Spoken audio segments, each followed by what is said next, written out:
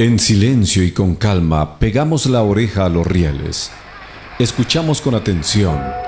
Sentimos en el tímpano el ruido lejano y en la piel el vibrar que anuncia la pronta llegada del tren. Como un monstruo salido de la fauce de las montañas, después de haber atravesado campos sembrados de plátanos y empujando en la negrura de su locomotora el olor de las guayabas, llega resoplando, baja la velocidad. El vapor de agua que transpira por todos lados acompaña el silbato hasta que se detiene.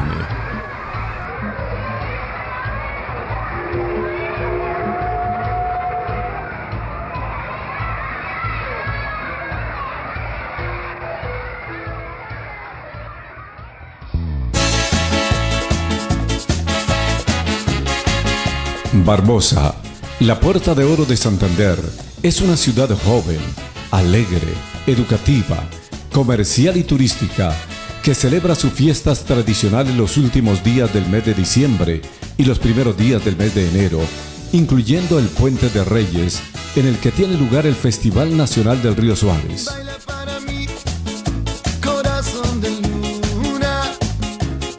El rápido crecimiento y desarrollo de la población tiene como fundamento la construcción del ferrocarril en la década de los 30, que atrajo a muchos comerciantes y empresarios de varias regiones del país. Estos son los orígenes comerciales de una Barbosa próspera. Bultos de azúcar, sal y arroz eran llevados a las bodegas de los ferrocarriles nacionales. Los cargueros del tren y la gran cantidad del personal que había en la estación se disponían con prontitud para servir a los viajeros, quienes venían de paso. Cerca de la estación había gran cantidad de vehículos para llevar a los visitantes a los diferentes destinos.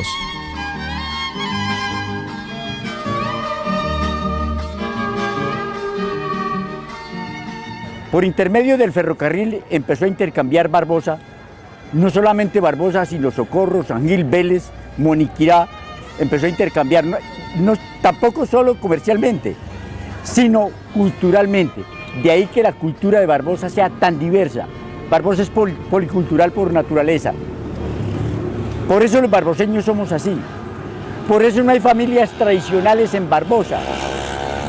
De la misma manera, por eso no hay clases sociales como sí ocurre en Vélez, en Socorro, que es muy marcado, y en San Gil. Nosotros no tenemos esa formación sociológica porque tenemos otra formación, dado que aquí llegó el ferrocarril. Los primeros brujos, que pertenecen a una cultura enorme nuestra, llegaron a raíz del tren. Y por qué no decirlo, como al llegar la estación del tren, crearse donde hoy queda la plaza de mercado, donde quedó el centro de acopio, a Barbosa llegaron gentes de muchos sectores del país, pero incluso gente del exterior. Cualquier barboseño sabe que existe un barrio que se llama Saman, pero la mayoría no saben que ese barrio Saman lo fundó un libanés, típico libanés, que se llamaba José Saman. Ese barrio le debe ese nombre a don José Saman precisamente, y por eso tiene ese nombre, porque lo fundó él. Y llegaban gente de todos los sectores. Hacia ese lado se crearon hoteles y restaurantes, el Hotel Barbosa, el Hotel Campirana, me acuerdo tanto cuando estaba escribiendo el manicomio más grande del mundo, que tuve cerca de 1 hora de charla con la dueña del Hotel Campirana. Y yo creo que nadie recuerda ese nombre, el Hotel Campirana, pero allí llegaron los primeros brujos. Allí el indio Susimán, el indio llanero, entre otras cosas que lo trajo el indio llanero. Hay una anécdota que al indio llanero lo mató una culebra, no tanto porque la culebra fuera tan venenosa, sino porque el indio era muy bruto. No le averiguó al indio Susimán cómo era que había que hacer la patraña, y era que el juego había que hacerlo, pero mandándole quitar el colmillo a la culebra venenosa. Con eso, si nos mordía, no corría ningún riesgo. Entonces murió por ignorante. ¿Por qué son las calles de Barbosa tan anchas? Porque las diseñó un ingeniero alemán que llegó a una fábrica de acegrasas, de aceites y grasas, que se llamaba Acegrasas, y ese ingeniero alemán se encargó de rediseñar el pueblo y crear estas hermosas calles que tiene Barbosa. A eso se debe. Barbosa fue el motivo para que una directora de cine de Socorro, que se llama Livia, se me olvida el apellido, hiciera una película que recorrió muchos países del mundo. hizo su premier en La Habana, luego hizo otra premier en Quito. Y esa película nace de la idea de una famosa encomienda que en el año 43 colocaron en la estación de La Sabana para Barbosa. Y aquí en Barbosa nadie la reclamó. Por primera vez, Barbosa, que había nacido en el 43 tiene un despliegue de página central en un periódico de Bogotá que por problemas de esos tiempos de comunicación aquí no llegaba, pero que en Bogotá se leyó mucho. El periodista más famoso de ese tiempo era Felipe González Toledo. Y ahí sale Barbosa, porque ahí se cuenta la historia del caso que se llamó el caso de la maleta rosada. Y ahora último le pusieron el caso del baúl escarlata. Bueno, esta película recorrió todo el mundo y ahí sale el cuento de Barbosa, pero por una crónica judicial. Bueno, Barbosa a diferencia de otros pueblos en la región que llevan 2 o 3 siglos de vida, muchos como Vélez, prácticamente iguales a Bogotá de viejos. Barbosa tuvo el fenómeno de la inmigración. Entonces yo recuerdo mi primaria que la hice aquí, en el San Luis Gonzaga, y más de la mitad del salón eran chinos de afuera, de San José de Suaita, de Moniquirá, de Togüí, de Santa Sofía, de Saboyá. Inclusive en el bachillerato yo estudié con compañeros que eran de Saboyá, de Suaita, así, de otros pueblos, Websa. Pero entre esa gente, aquí también toca decir, como se dice en el viejo Caldas, Quindío, Risaralda, Caldas y en el norte del valle, aquí también se sintió la colonización antioqueña, la colonización paisa. Por ejemplo, el San Luis Gonzaga fue obra de curas antioqueños, porque por motivos que no conozco de la diócesis, aquí llegaron a Barbosa curas antioqueños al comienzo.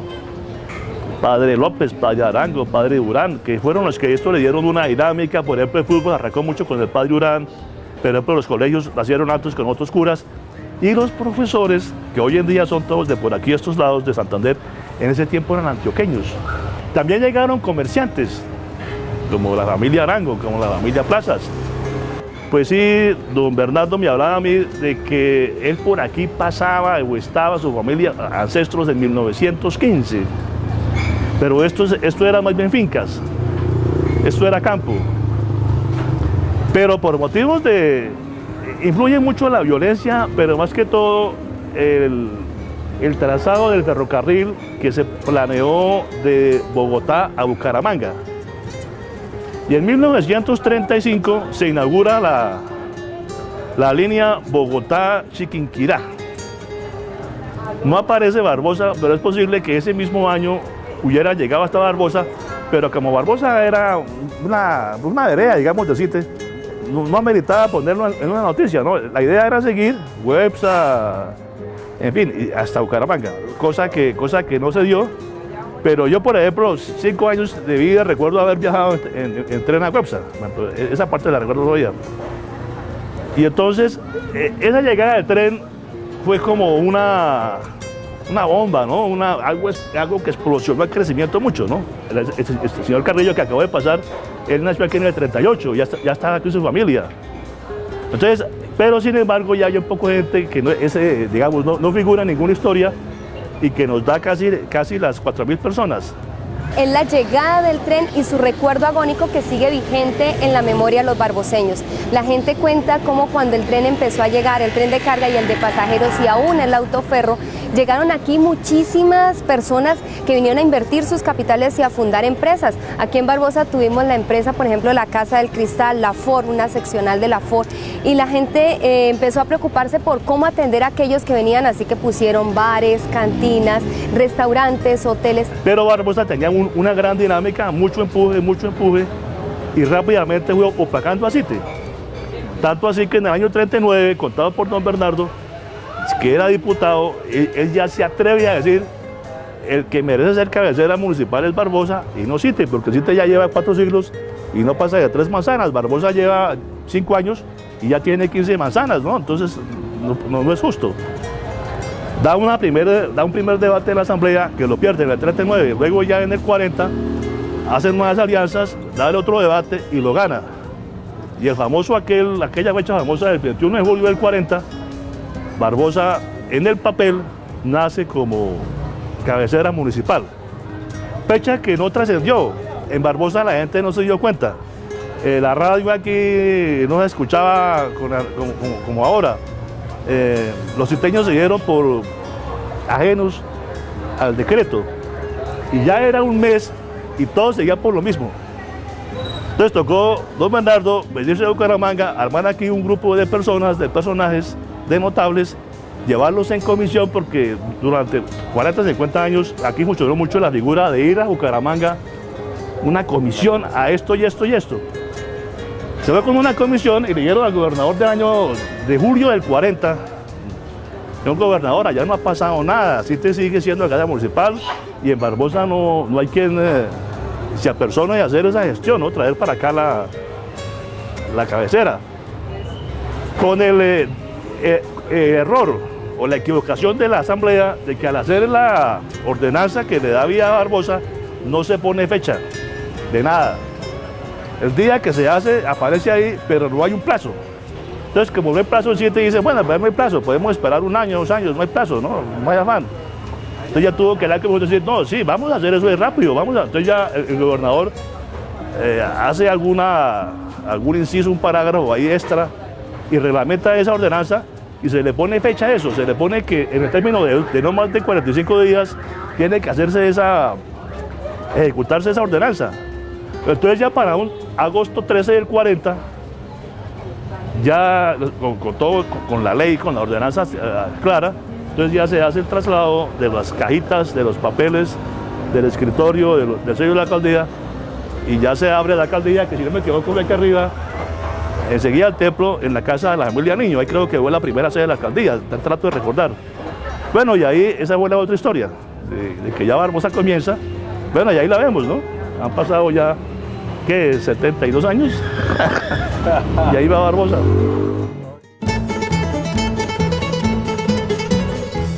De por qué el ferrocarril no pasó de Barbosa, es decir, llegó hasta Güepsa. Güepsa es un municipio acá, para los que son de lejos, Güepsa es un municipio acá a 10 kilómetros. Y abajo queda un caserío que se llama Mamaruca, hasta ahí llega el tren. ¿Por qué llega el tren hasta ahí si el proyecto era para Bucaramanga? Porque dicen que los ingenieros de la época no previeron el paso de Pescadero. Pero uno se pregunta, ¿cómo es posible que no se previera el paso de Pescadero si la ingeniería de la época, la ingeniería civil de la época ya había construido puentes y líneas sobre los Alpes? Entonces yo no creo que era una excusa de ingeniería. A lo mejor les quedó grande y algunas personas de la época me decían que había sido protesta de los indios, que eran los fundadores, los que cultivaban caña en esa época para su guarapo, y que la máquina al paso botaba fuego por la jeta, así decían, botaba fuego y humo y le metía candela a los cañadulzales. Ese era el cuento de las personas del común, y que por eso el proyecto había llegado hasta ahí, porque realmente le estaban acabando con los cañadulzales, de los cuales los indios obtenían la materia prima para su guarapo. Hacer la réplica de la estación de tren nos llevó junto a mi madre para darle un reconocimiento, el cual en vida no hubiese permitido, de sus valores humanos que tuvo frente a una familia que formó y entregó parte de su vida a los ferrocarriles nacionales. Y como reconocimiento, con la aprobación de ella, se hizo esta obra. Mis recuerdos del tren se deben a la rutina de la cual mi papá compartió, y en muchas ocasiones contrariándolo a él por el riesgo que se corría en tomar el tren en sus maniobras que se hacían rutinarias. Llegó al extremo, ya se cansó de pegarme y optó por ponerme una cadena la cual pesaba 40, 50 o más kilos en una pierna, para evitar que yo hiciera esos malabares en el tren. Quienes tuvimos de una o de otra manera vinculación o vivimos de lo que fue los ferrocarriles nacionales, no perdamos esa sangre de ferroviarios, porque lucrativamente, no sé, esto no, simplemente es sentimental, ¿no? Junto al apoyo de mi madre y mis hermanos y mi familia, pero esto para nosotros es vida, esto para nosotros es vida. Espera uno que en el pueblo hay algunas obras que requieren de pronto apoyo, porque la idea es tratar de hacer un pequeño museo en el cual la gente, el turista que pueda venir, y muchos de ellos de pronto no conocieron el ferrocarril. La raíz, donde hace 77 años exactamente, 77 años que llegó el ferrocarril a Barbosa, y ahí comenzó a crearse, no municipio, sino el corregimiento de Barbosa. Porque hoy día nos visitan personas que vivieron ese momento porque lo utilizaron en cuestión de turismo, en cuestión de mover carga, en cuestión comercial, y se acercan y me dan las gracias de pronto, algo que no merezco.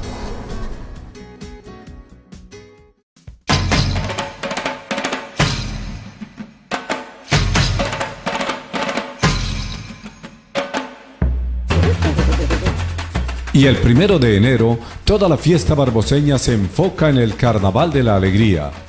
El carnaval nació en 1962 por iniciativa de personajes tan destacados como Salvador Plazas Garzón, Serafín Araque y José Villafrades.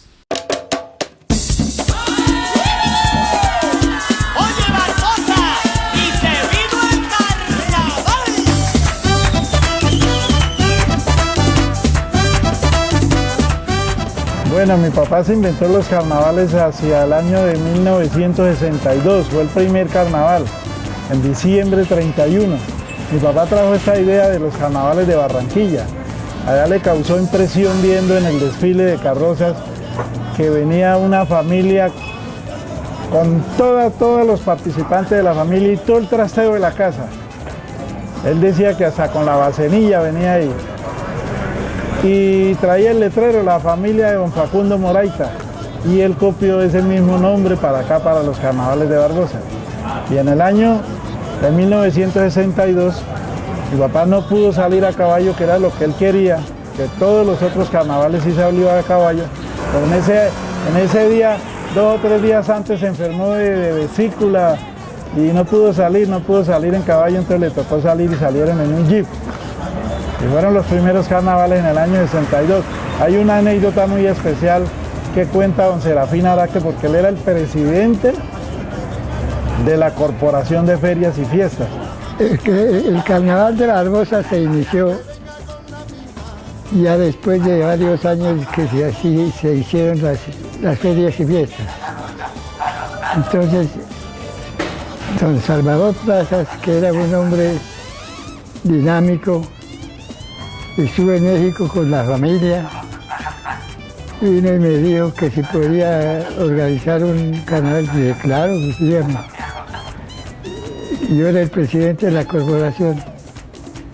Y de ahí para acá viene formándose el carnaval de Barbosa, con orquestas, por las calles y todo eso bien. Nosotros ya hemos ido con maicena y con guachanería, mejor dicho. Cuando participó mi comadre Sabina del carnaval, es que le llevaron los fondos de rellena y todo eso sobre el carro que la llevaba ella, y ella reparta al público, les botaba rellenas y comida. Año 1970. Llega un personaje imaginario, se hace llamar Facundo Moraita. Carrozas, comparsas, máscaras, bailes y un desfile por la carrera principal anuncian que el año terminaba y comenzaba uno nuevo. Gentes que de un ritual hicieron una tradición, expresión festiva y económica de una población comercial, un pregoneo festivo. Son gentes de cualquier lugar intercambiando vidas. Don Facundo Moraita caminaba y los habitantes del lugar le seguían. Es un carnaval andante fundacional. Eran los pies haciendo suya la tierra. Años más tarde, don Facundo Moraita monta a caballo y la gente se le une con la alegoría de la representación festiva propia de quienes cabalgan la vida. Finalmente, este personaje aparece en un jeep y es así como el recuerdo del carnaval queda sobre ruedas. Un carnaval en marcha, en construcción. Gente de todas las edades, niveles de educación y procedentes de diferentes partes se vinculan al carnaval, que es la más auténtica desinhibición del ser y sentirse barboseño.